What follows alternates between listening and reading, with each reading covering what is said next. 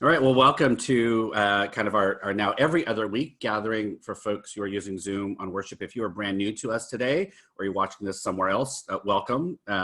This is really just a group that was born out of a Facebook group as this happens, and now we're meeting together every other week to share a little bit, some best practices, welcome new people into this Zoom space. Couple of rules or what we're hoping for this time is one, if you're gonna go ahead and speak, that's great. We encourage folks to go ahead and respond, ask questions.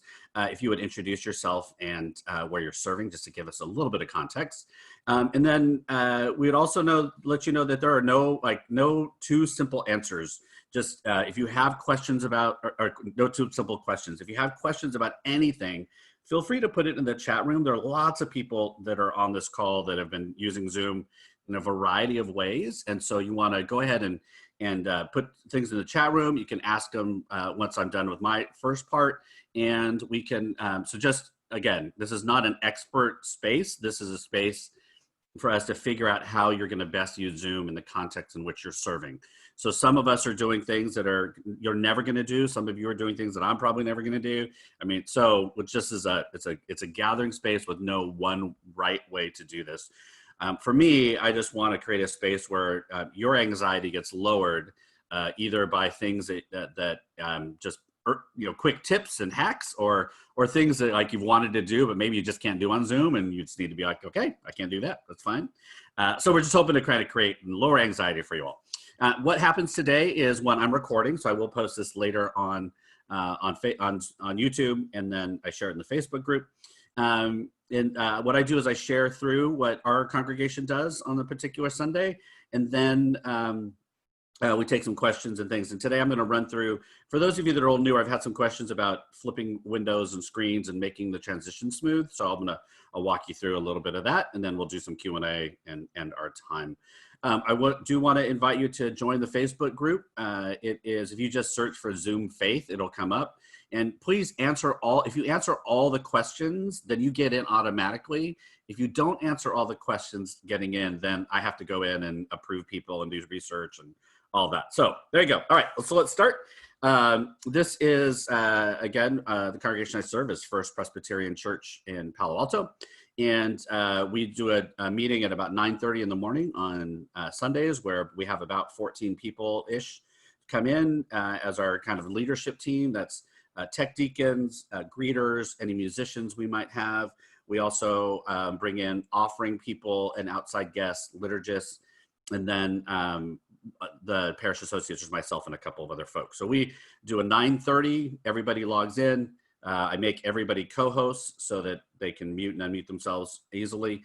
And then we walk through the service really quickly. We do sound checks, and then roughly by about 9:45, we all take a break. And then at 9:55, our pianist, our musician starts to play. This screen that you're seeing now comes up. Our greeters are communicating with those in the waiting room beforehand. So they're kind of telling them, we're about to start, and then they start letting people in at 9:55. All right, so then how ours goes is I do some welcome and announcements. And in our congregation, we're getting a lot of folks, like many of you, who are not from your geographic area. So we're making sure that we've changed some of our language around who's here, just to make sure we're not creating any more insider outsider that generally happens in a face-to-face service. We invite folks to kind of introduce themselves. We've really been kind of struggling with the announcement piece. Like many of our churches, we have so much going on, and everybody wants to have their announcements made. And when you're in person, you can call on somebody, but if I do 30 announcements at the beginning of this service, it's just going to be too much. So we're really pushing people to follow our social media streams, to subscribe to our e-newsletter, so that they know that's where they're going to get links, follow-ups, all that kind of stuff. So we're really pushing that out. And I do 4 announcements every Sunday. We're doing graduation next week. This past Sunday was more like Presbyterian's Sunday. For those of you who are not Presbyterian, that is our LGBTQIA kind of advocacy organization. They had a Sunday. And if you are able to listen to Laura preach, her sermon was freaking amazing. So find that somewhere and listen to Laura. We're doing the Poor People's Campaign, and then we have a homeless folks who are experiencing homeless shelter. Book group, all right, and then we do coffee hour afterwards. Okay, so then I do a little bit of, here's what Zoom is. I do, we've had some people come in after 10:20 and not be able to get in. And so we moved it to 10:30, but we figure, 10:30, you should be at church by 10:30. So we're moving it to 10:30. We tell everybody, again, we're focused on who's new, as we are in our in-person. I'm always reminding people that this will not be perfect. Nothing we do, not the point. So we just kind of go. I walk through the service itself and tell people what we're going to do. This is where I remind people to get something to eat and drink for communion later, to make sure, because a lot of folks either didn't know or they forgot, and so they can run off at some point during the service and go get that. And then we do a centering chime and 3 minutes of silence. We don't fill it with anything. We just do 3 minutes of silence. We do an opening prayer. We alternate that between a couple of our parish associates who, for our tradition, are non-remunerated, non-paid pastors who happen to work somewhere else and are part of a congregation. So we integrate that in. And then we sing a hymn. And this time, we debated, but we actually, our organist was back in the sanctuary this Sunday, and we had one singer stand about 20 feet away from him, singing away from him with the camera facing the singer, and then our organist was way in the background, so it was kind of cool. So we had somebody singing along with the organ, and that actually was really helpful for our folks. We're only doing it twice a month because I don't want people to think that we're actually going back into the sanctuary, but it was a nod to folks like, we'd love to have Elliot, who's our cantor, sing along kind of thing. So we did that, worked out really well. We did all the singing, we do our confession. We do it for, our liturgist does the many and I do the one, and we just go through that. Then we do personal confession, silent confession, and then we do our passing of the peace. And this is the liturgy we use, and then this is the first reveal. So this is when we do our first, like, everybody gets to see each other. Remind people that I can't unmute folks. It used to be that I would just unmute all, but now I have to say, if you want to say hi, you want to do something, feel free to unmute yourself and go ahead and do that. So we do a reveal, let that go on for about a minute. It's very sweet. Everybody's scrolling through and saying hi to people that probably aren't on the other person's screen, and it's, but it's great. It is one of the first times people see each other and their faces in the week, so it's lovely and cacophonous. All right, so then we do our reading, so this is one of the reasons I do two screens. So if you're not using two screens, I watch the second screen because of the delay. So as our person's reading, I'm actually going off of a second screen so that I'm advancing slides with the delay, not what I'm seeing. So always that's one of the reasons I use the second screen. And then we do, this time I preached a little shorter sermon because we showed a video. So, and we also encourage everybody in our community to go ahead and talk during the sermon. So I give them a chat question every time. And so they're chatting in the room. We're probably 50-50 in folks who find it distracting and some who love it. So, but I love it. I think it's great to have people interact in the chat room during whatever time of the service. So so I preached a very short time this Sunday. All right. And then we had a video from, and I spelled J. Herbert's name wrong on our slide. Lovely. So we had a word from J. Herbert Nelson, not J. Hebert Nelson, for our stated clerk of the Presbyterian Church USA. And then I flipped over to a video and did that with them. So then we do hymns, offering, prayers of the people, and then we remind people about we have our tech deacon who's going to call on them. We tell them how to raise their hand on the phone or off their Zoom. We lift up prayers, and then we go and we do that in person, and then I come back and we do the Lord's Prayer, the prayer of Jesus, into a communion prayer, and then we go back into communion. So that's kind of how what we do. So one of the things I wanted, some folks have asked about flipping screens and what you're seeing and what others are seeing, especially if you're trying to show video that is not part of YouTube, or you can't embed or you can't download. And so I want to walk you through real quick about how to do that. So you notice on my screen, what you're seeing now is a full screen of my slides. So I'm going to do, I'm going to do a new share here, and I'm going to actually show you my desktop. All right, so I'm going to, here we go. So this is the desktop that you see now. What you'll see here, if you're seeing this, does everybody see up at the top? There's 3 bars. There's 3 windows. Anybody want to unmute themselves and let me know? Yep, we're seeing. Yes. Okay, great. Yep. Okay, perfect. So what you want to do is you want to find your window switching shortcut. So on your Mac, it's F3. If it's on something else, it might be on something else. Chromebooks, unfortunately, does not always work as smoothly. So I was on a Chromebook for a long time, and sometimes it's a little wonky. But this is the way you would switch. So I'm going to show you what we have. So this is our slides, right? So this is our slide sheet. So you can kind of see that. And then if I hit F3 again, I can show you, I have another window that is the video from J. Hebert. And I'll shrink that down as well, so you can kind of get a sense of where that comes from. All right, so before you get everything started on your slideshow, the first thing you have to do is you need to go in and make all of your windows that you're going to use, make them full windows, right? So you're going to go to your presentation, we'll go to the top here. And you're going to move your faces and hit present. So you're going to be in full window, right? So if I hit F3, that's going to stay full. And I'm going to go to the video of J. Hebert, and I'm going to make that one full.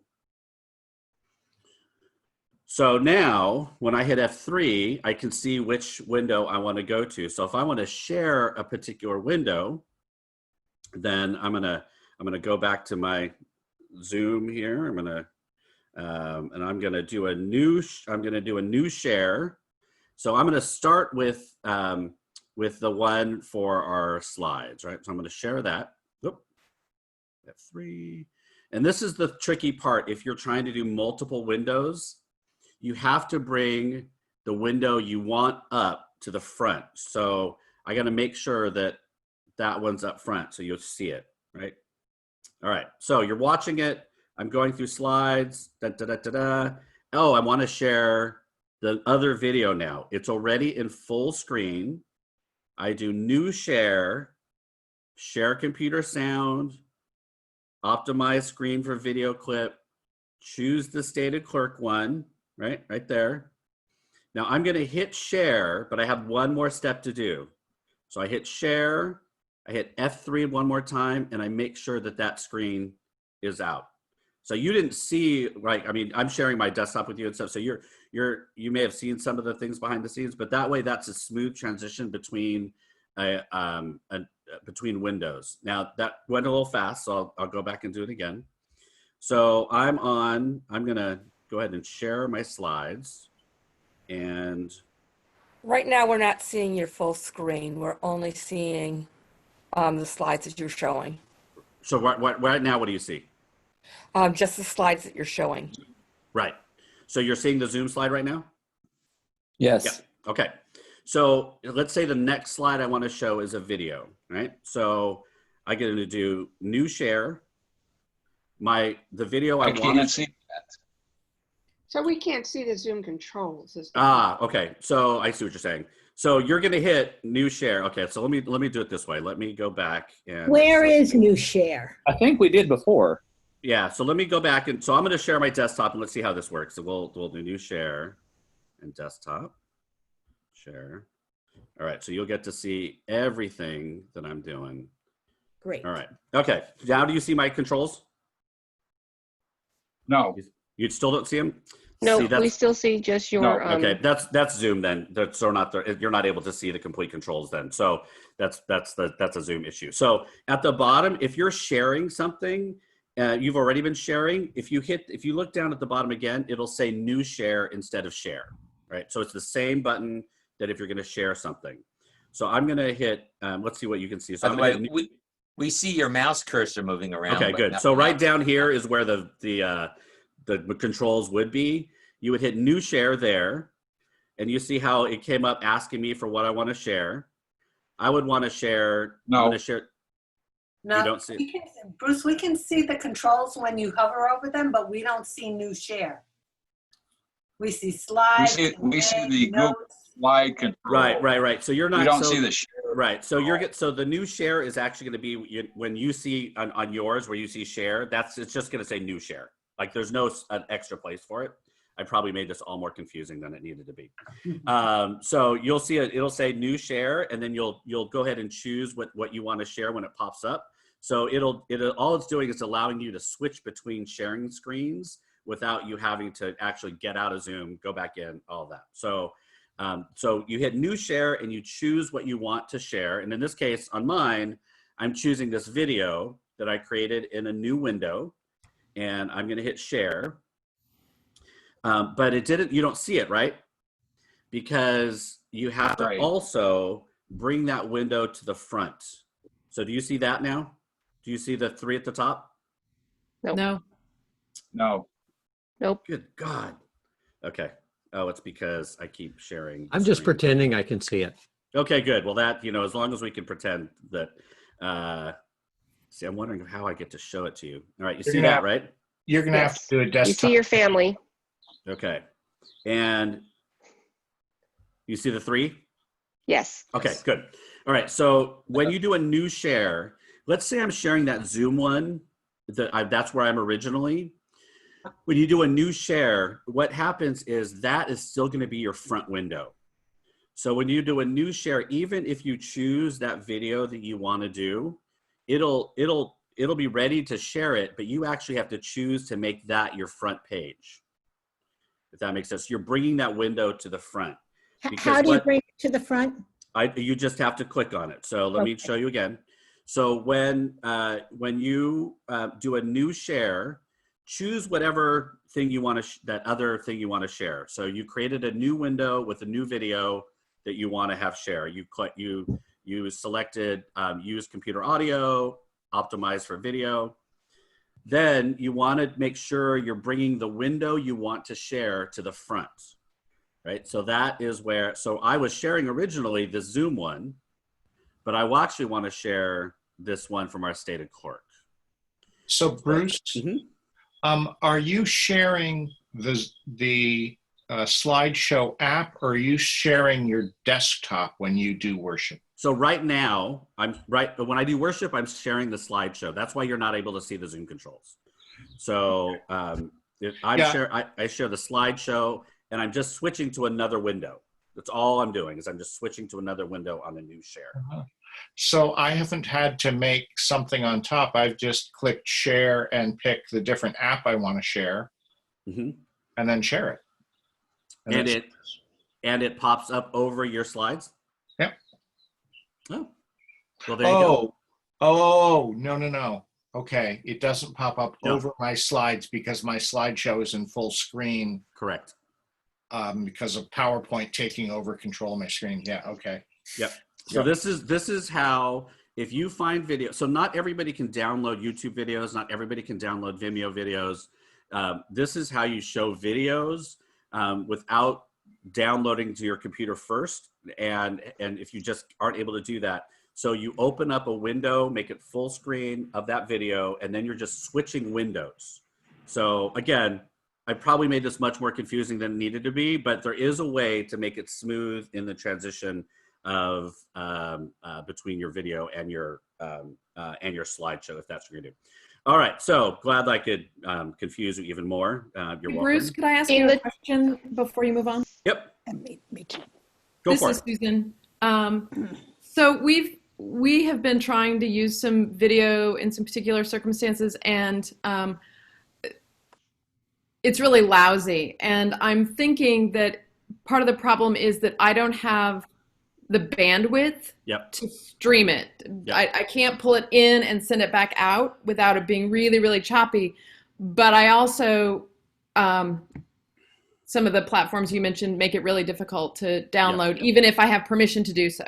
Correct. That's why. Am I reading that situation correctly? You are reading that situation perfectly correct. So it is impossible to download videos from Vimeo without breaking the law, basically. And I wouldn't use any of the online strippers. That's not the video stripping. I did not just say online strippers. Online ripping. Do not. Oh, this is recording.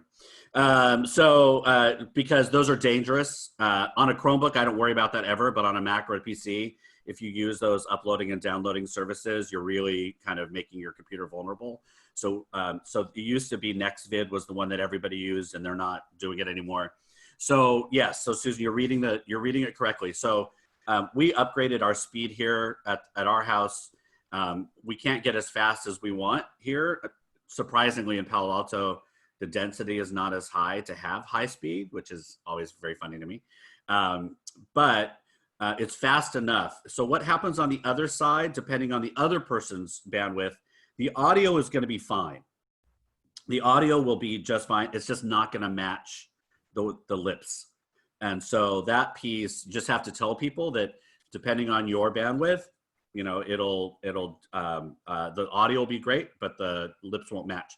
But it is a way to avoid, I mean, it's just hours of frustration and trying to upload, and because it's still, even if you download it and embed it, it's still choppy. I mean, I think it's still difficult. So if you have a good bandwidth, you're fine with just showing videos, but if you don't, it's going to be difficult. All right. Yeah, go for it, George. Go question. Go for it. Do you find it better to have a separate window for the video as opposed to embedding the video in your presentation and then expanding the screen?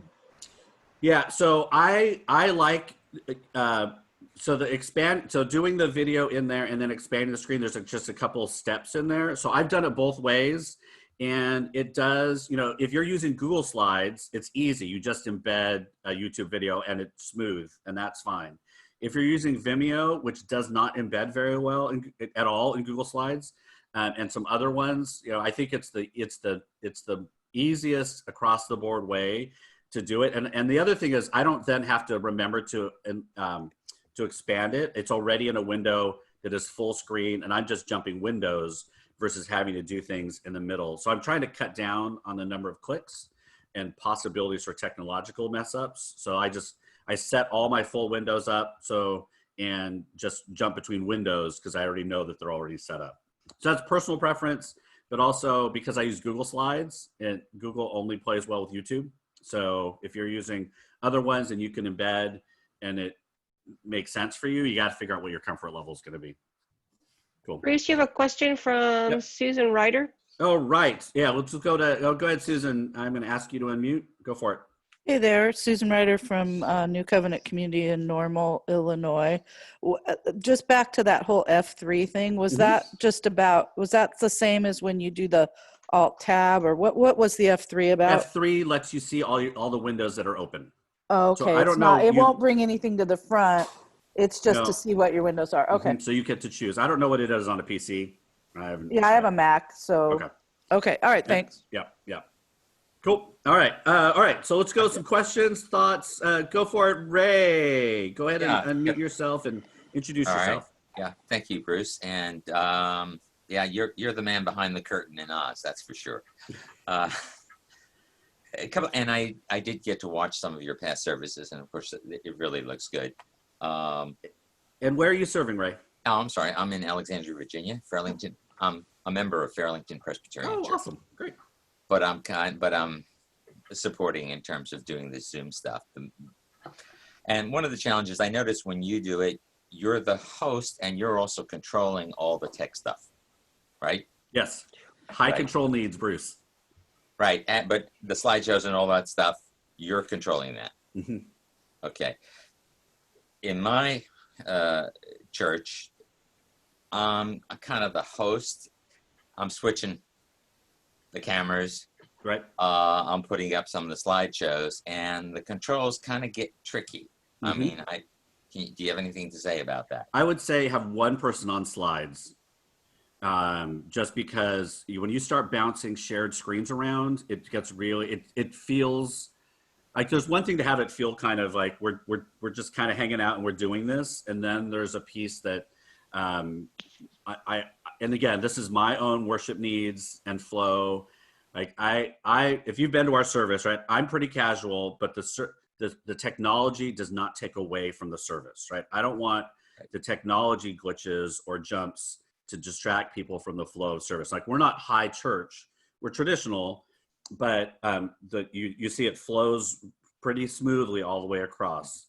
And so I would say have one person on slides, and if whoever's leading worship is kind of the cue talker, they just have to get in sync with that person so they know when slides are coming up. Because the reason that I keep control of the slides is because as I see myself kind of leading worship and emceeing this experience, then the less pause or needing to say, okay, next slide, that I just try to take that out.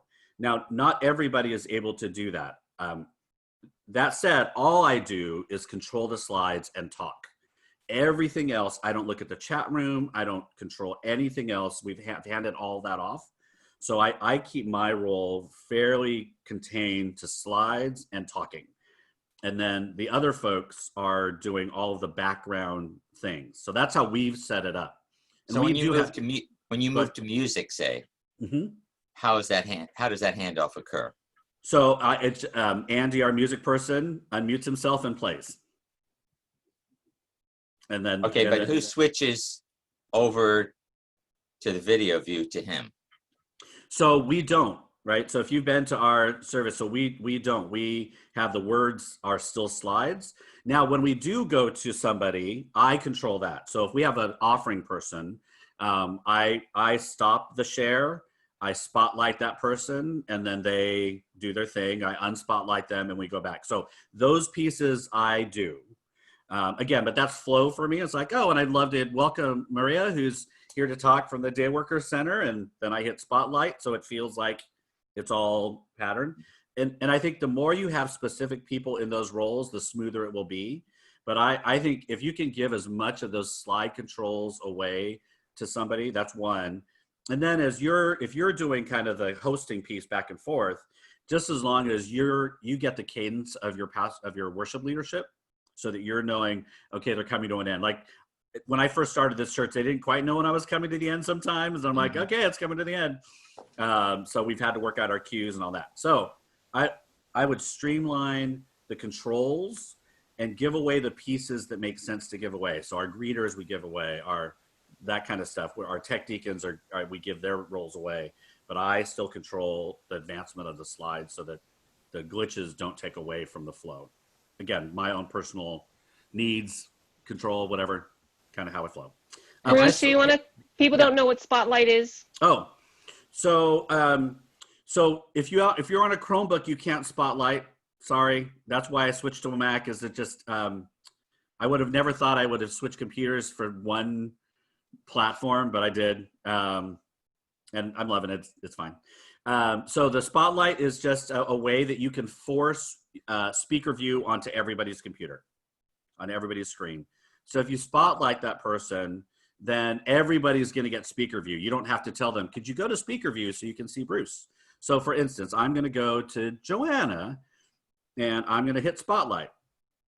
So now you all get Joanna, right? And then there's a top at the top. It says cancel spotlight.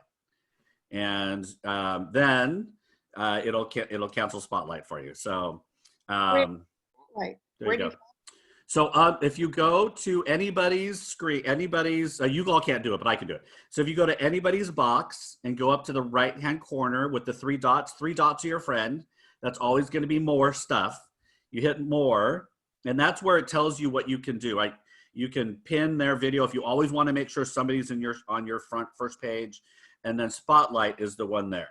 Okay, so there's under the three dots. You're not going to be able to see it on yours because I'm not giving you controls to be able to do that.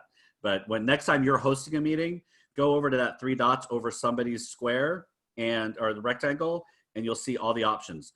Danger alert. Don't accidentally make somebody else a host. I've done that a couple times because my mouse was like not clear and I hit, so spotlight, is right above make host and right below make co-host. So sometimes I've accidentally made somebody a host when I want them to be a co-host, and then I have to go back and take it back away from them. So, just it's practice, all that kind of stuff. All right, I'm going to go Marty back. had a question. Okay, go for it. Marty, Susie, Savannah, Georgia. So, Bruce, when you have your screen, you have your face and then you have your slides, like when you do these meetings. So is someone else, or how do you do the recording? Because I do the controlling of the slides from my laptop for my pastor. Mm-hmm. We use his cell phone for the camera. And so my laptop shows slides, spotlights people, etc. But I can't see, like in the recording, when I'm showing slides, I can't do anything with my mouse on my one laptop because it will show in the recording on Facebook. So if I move my mouse anywhere, it shows it on the recording. So you could, there's a couple of things. So we have 2 tech deacons, and the roles we give them, one tech deacon and they rotate. One tech deacon is hit record and close the meeting, right? That's that person's job each time. Okay. And then our other tech deacon is the one who does prayers of the people. And they also both do kind of letting people in, and they keep an eye on what's going on in the chat room. But so I've handed that off. So in your settings, though, you have to allow co-hosts to record. Yeah, we do that. Okay. Yeah. So I would just hand that to somebody else, make them a co-host early, and that way they can just record it to the cloud. I have them to record it to the cloud just so that I can rip it down later. Right. Because you edit yours. Is that correct? Very little, but yes. But we don't have that. That's just, that would be overwhelming to my brain at this point. So handing that off would work. And then when you're showing your screen of your face as you're doing your sermon, there is no screen. I very rarely show my face in full. Okay. Because I use slides, right? During my sermon, I use slides, so I'm always a small. But when we've got guest preachers, I spotlight them as a full face. Yeah, we do that with musicians. Yeah. And so then they guest musicians, that kind of stuff, yes. But we run slides about halfway through, and then the rest of it is in person. But it's not until after my sermon that we'll go to full gallery view. Cool. And thank you. Mm-hmm. All right, Leslie Ann, go for it. Oh wait, I gotta unmute myself. Hold on. You're good. You're muted. You got you. Well, okay. So I just wanted to say that when can you introduce yourself real quick? Where you're from? Oh, sorry. Gosh. Washington, D.C. at Warner Memorial Presbyterian Church in Kensington, Maryland. And I just wanted to say, when you unspotlighted yourself, it then, for me, and other people in our congregation have told us this, although they were in gallery view, take the spotlight off, it automatically puts them in speaker view. Yes, it does. That is true. So yeah, so you'll have to, so it's interesting. We've kind of been telling people you can watch it in however you want. We've been hearing a lot of people are tired of gallery view because they don't want to look at themselves.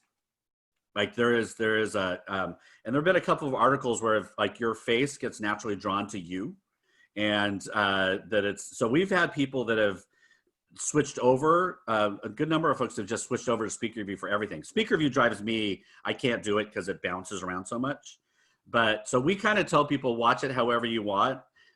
We spotlight once during the service and then it goes back.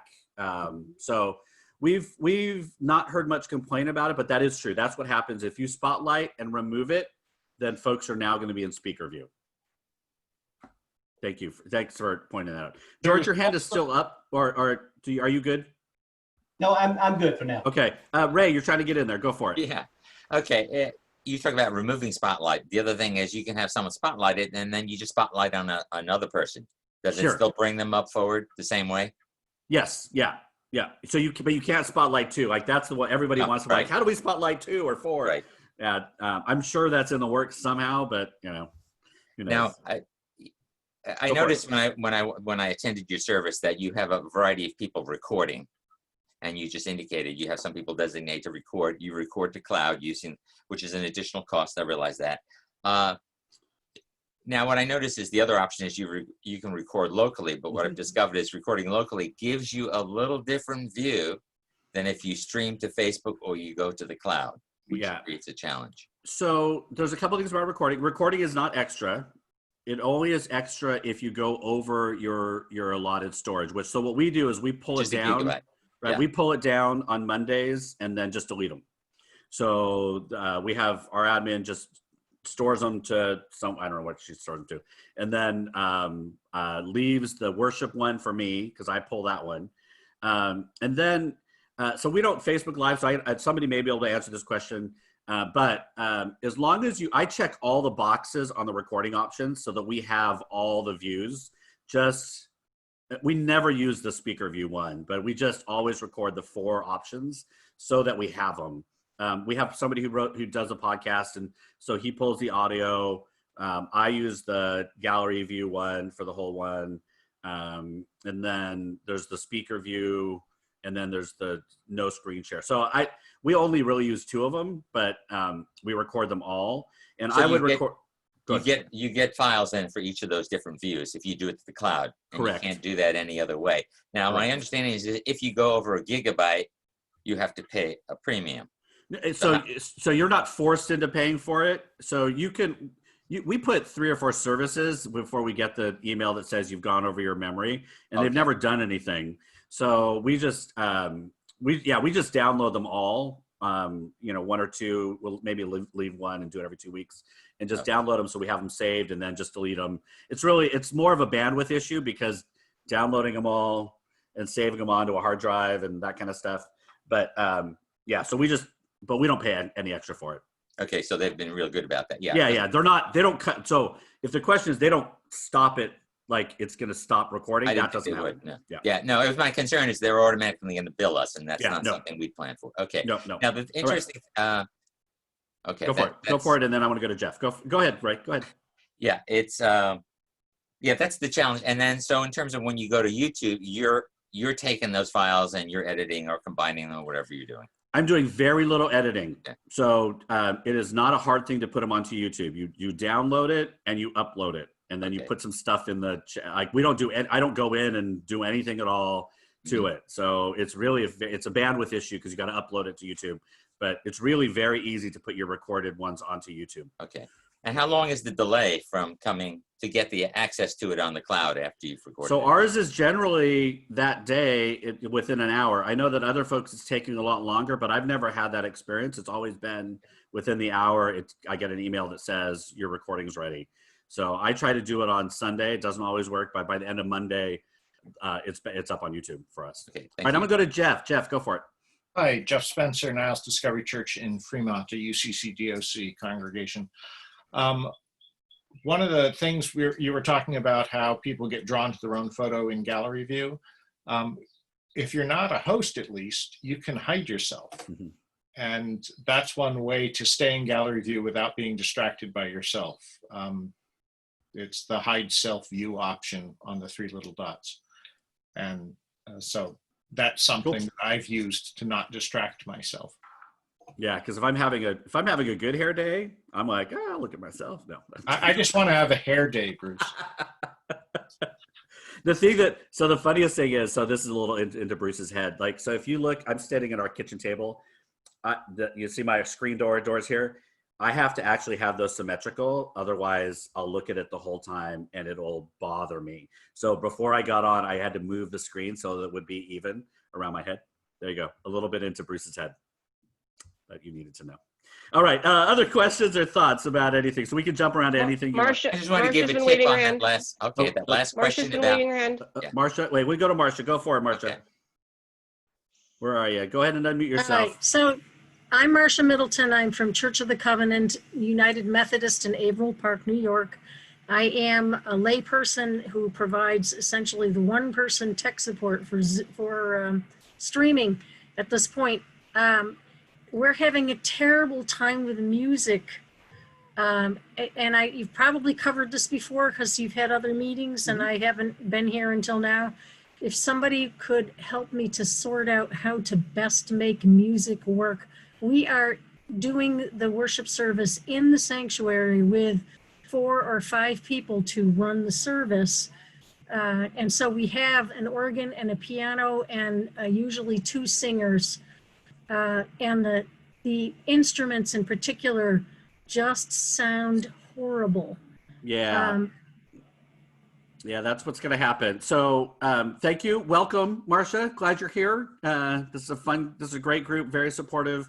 One thing I would suggest is go into Facebook and join the Zoom Faith if you haven't been in there. I've already joined. All right. So there's a lot of music conversations. And even if you don't see the one you want, go ahead and ask a question there.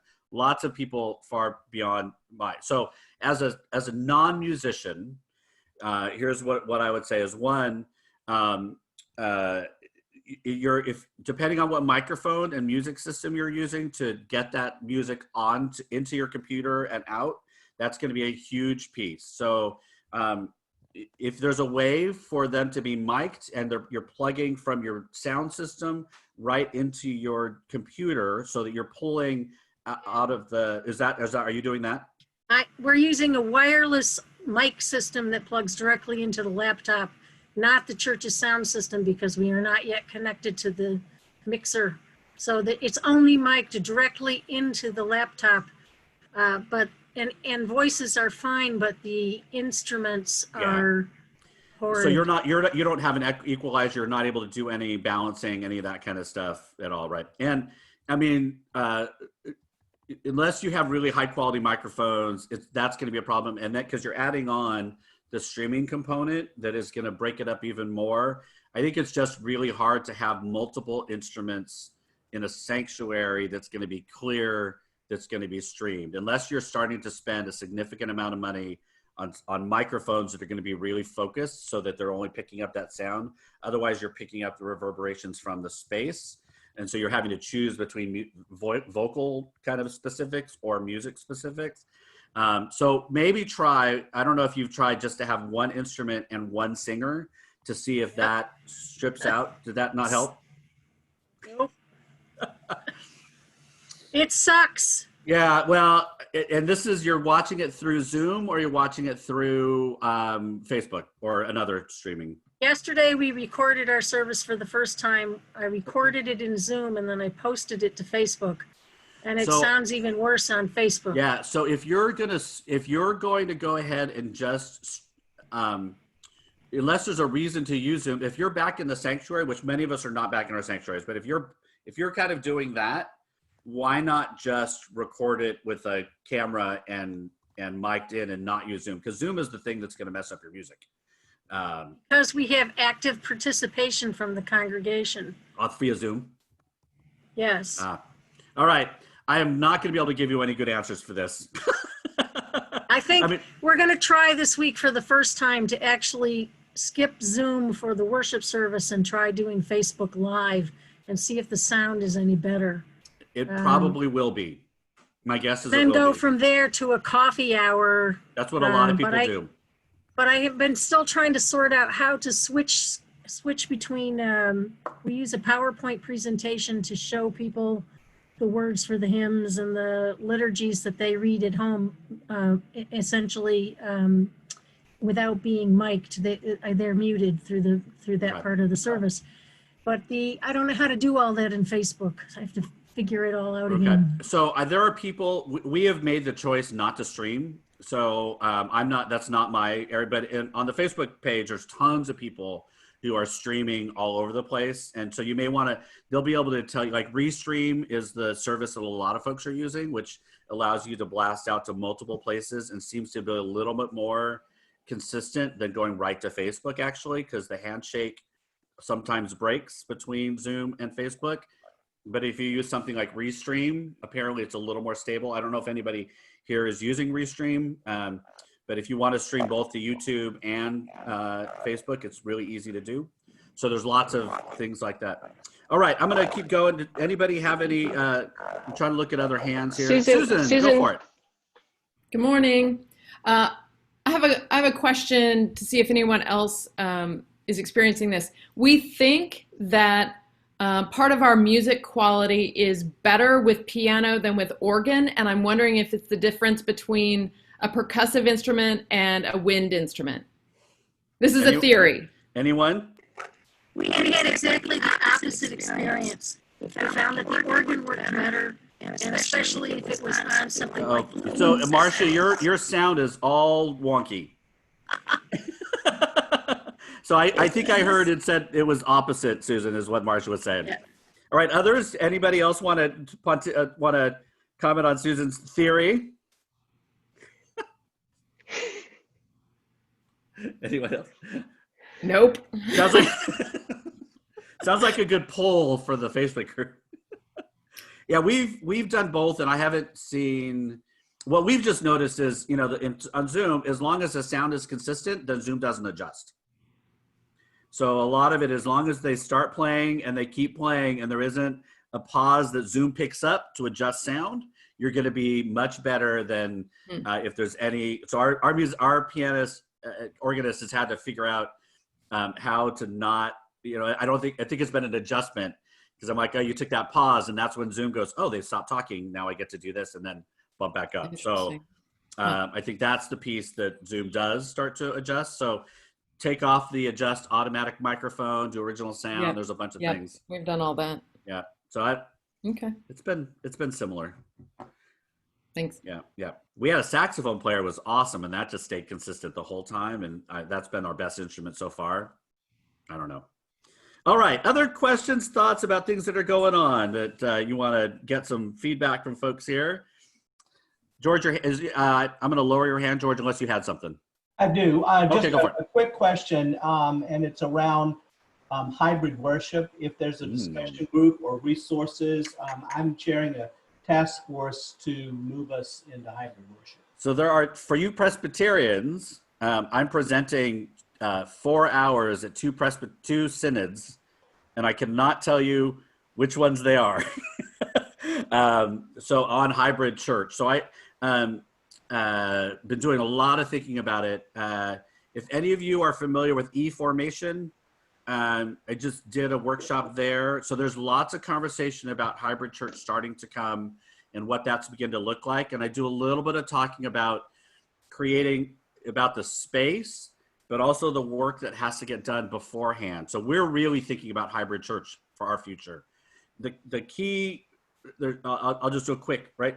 One is you have to create lived community before you go to hybrid space, which means that what I'm trying to do is to say to our church, when we do move in, when some of us move back into the sanctuary, which will be 2021 sometime, I don't want to have to remind people that there are folks who don't live in Palo Alto who are now part of our community. Folks who are in that space are going to have lived community enough that they're naturally thinking about so-and-so in Texas or South Carolina or wherever, so that it's a that hybrid is not a program or a tactic. It's become a natural progression into who a congregation is, so that you're not having to say, gosh, we really need to do Zoom so that this. People are saying, oh, how does so-and-so still interact with us even though we're moving back into the sanctuary? So creating enough lived community and lived congregational life between folks who are your geographic center and those who are now kind of being from the outside of that. How do you change language in your worship service? How do you begin to invite folks into life of the church that may never be in your sanctuary? If you want to do true hybrid, rather than everybody watches what we're doing here and streaming, which is fine. But what I think is going to be true hybrid is you have members who are not from your geographical location and are full participants in the life of the church. So there's that. And then you have to begin to think about your space and what are the reminders that it is like it's going to change. So, you know, is this an opportunity to shift seating? Is it an opportunity to put screens up in a way that will put faces in? Do you need to invest some money in some cameras that are going to go both ways so that folks who are there can see who's in the sanctuary and those in the sanctuary can see who's on Zoom? And then, so my biggest reminder is going to be, I'm setting up a table. And again, we're months from this, setting up a table that's going to look pretty much like a DJ station so that folks are reminded that I'm leading worship, not just for the people in the pews, but the folks who are also on Zoom. And that's, so it will be a dramatic reminder. It'll look pretty, but it's going to be a dramatic reminder that we are not just in this particular space. So there has been a lot of thinking.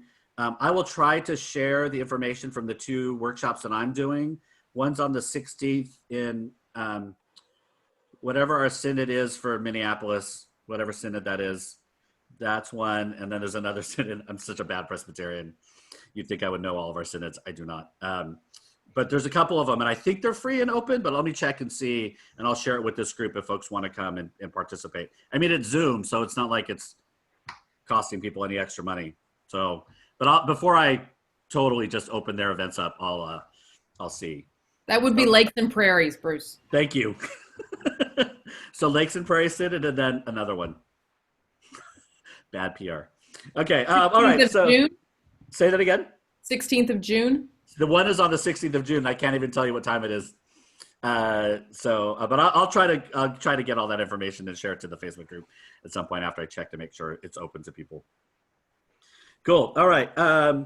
Other thoughts, questions? We're getting to the end of our time. Anybody want to share any learnings? This is kind of just go ahead and use the raise your hand thing in there, or flail and unmute yourself, and everybody.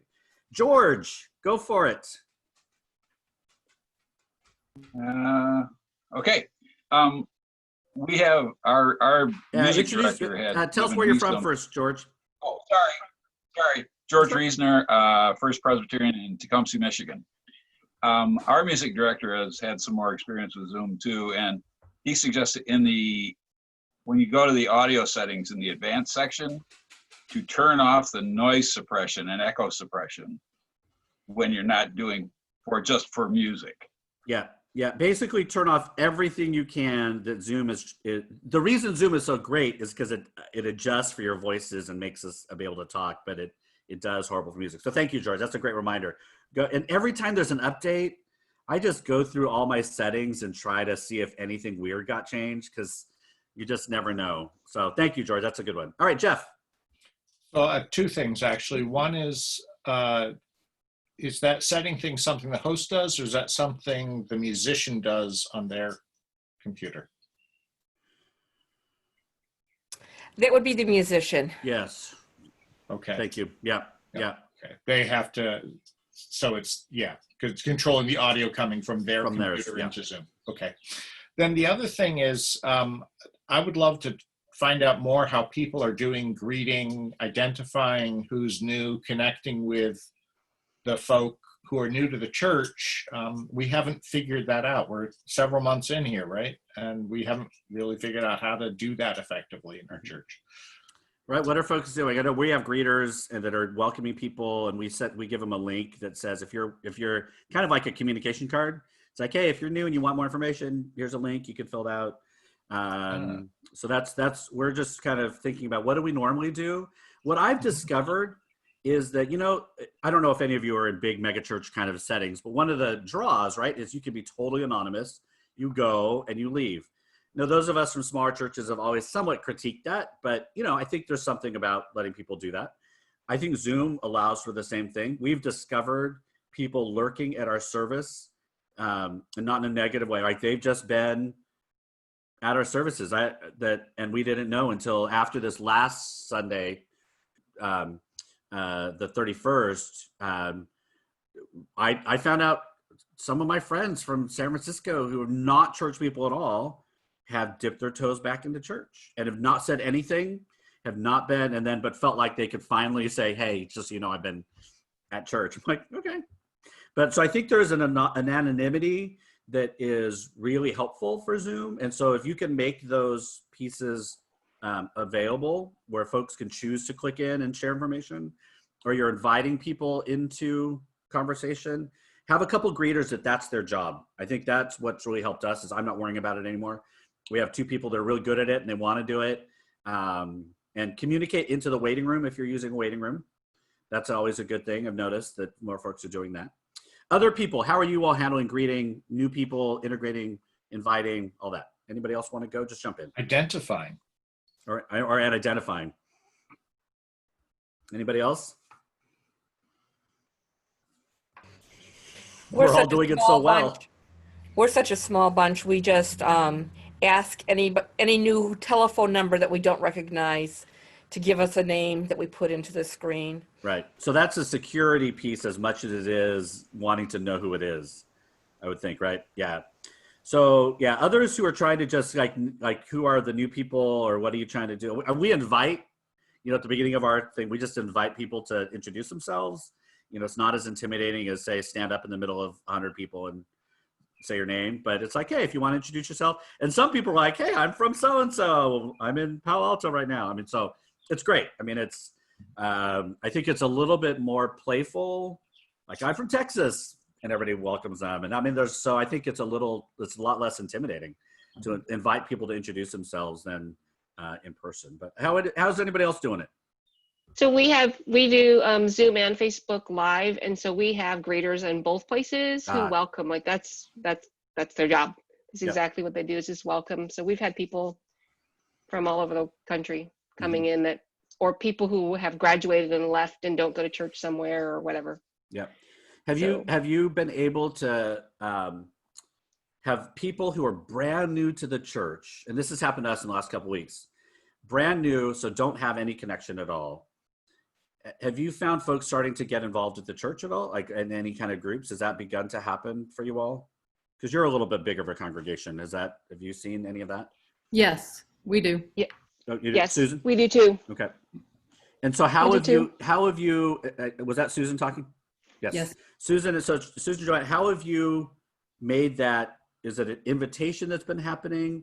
Like, how do you think that those folks, because we've seen that a little bit, like we have somebody brand new, who's never been to us before, is not from Palo Alto, and dropped into our prayer group, and one dropped into a book group. So how have you found people making that connection? So one family, I think they had attended a church a couple of times, a few times in years past, but once every 6 or 8 months. Right. But they started attending weekly online, and then they started attending. I do a story time with kids on Tuesdays, and they started bringing their 6.5-year-old, 6.5, because halves are important. Yeah. And then they sent me a note, said, we'd like to join. Yep, there you go. And we've had someone who lives out of state has been attending weekly, and then said that they're actually on our membership rolls, which I'm not sure that's true. They haven't been in our directory the 3 years I've been here, so I don't know, maybe our permanent records are wrong, but so someone who has previously been a member has begun attending on a weekly basis from out of state. Great, thank you. Joanna, how have folks made those connections for you all? So we had somebody who and is remind from us the where you are, neighborhood- Joanna, again. Oh. Remind us where you are. I'm in Rochester Hills, Michigan, sorry. Mhm. We have a community that's right behind us, a subdivision that these people have been in our backyard forever and a day. Had heard about us, but they know us as the preschool. That's not our preschool, but we rent space to. And so they've come online to worship with us, and then sent a note to us asking us to be put on the mailing list and to engage in other ways. So they've also been joining some of our fellowship online Zoom fellowship things, and have been dropping off stuff for missions. Yep. So right. So just an I think oddity. what we're hearing, and I think if you all are interested in this hybrid church thing, and I think not every church is going to be able to pull this off. I think there is just, you have to understand your capacity as leadership, the congregation's capacity. This is not as if hybrid church is the only future for our congregations. I really push back against like saying all churches should be hybrid. I actually don't think all churches can do that well, and it does a disservice, I think, to some churches. So, but if you're heading into that direction, I think having these lived experiences together and really being open to the possibility, it's going to challenge them when you begin to kind of set back into a more geographic kind of in person, because you really have to think about, are those people who are not from your area going to actually come face to face? I think, and have to be able to say, that's okay if they don't. Like this was a season and we're done with that. Or no, we've entered a new reality for our congregation and we have to adjust how we see ourselves. So it's great. So the other piece I would say is, as you're growing, as you're thinking about welcoming people, all we're doing is you're taking what you would do normally and just doing it on a different platform. So we're not, these aren't new ideas, right? Inviting people, welcoming them, saying you're glad you're here. Like those aren't new ideas. It's not the technology. You're just doing it on a different platform. And in some ways, I think it removes some of the intimidation of people walking through church doors for feeling like they're the new person. If you're a small congregation, like we're around 100 in worship, but when the new person's there, if you're in person, this removes all that. So it almost makes it easier to welcome new people into your community. But that's a danger. You start welcoming new people into your community begins to change. So balance all that. All right, it's 9 o'clock. You all folks are lovely, lovely, lovely. I'll let you get back to your day. This is recorded. I will post it on YouTube. See you all in the Facebook group. Thank you all for joining here today, and we'll see you in 2 weeks. All right, have a good rest of the week.